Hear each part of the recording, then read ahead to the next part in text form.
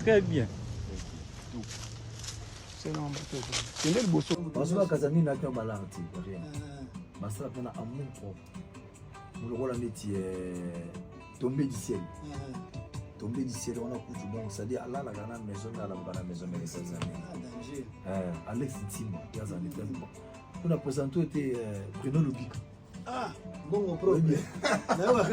Bon mon propre. Tombé qui est là. Au moni, bon, dans la maison de changement, on a qui monte les documents.